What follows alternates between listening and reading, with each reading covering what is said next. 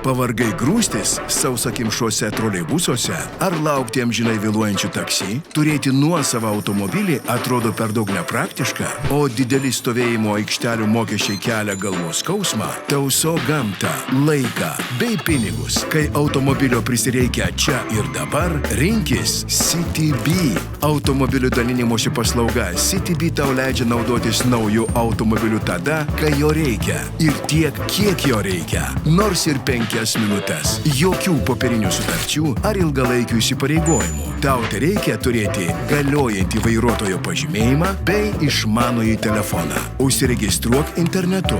Rask artimiausią CityB automobilių stovėjimo stotelę. Įsirink labiausiai patinkantį automobilį ir rezervuok jį. Atvykęs prie rezervuoto CityB automobilio, atrakink jį savo išmaniuoju telefonu ir važiuok.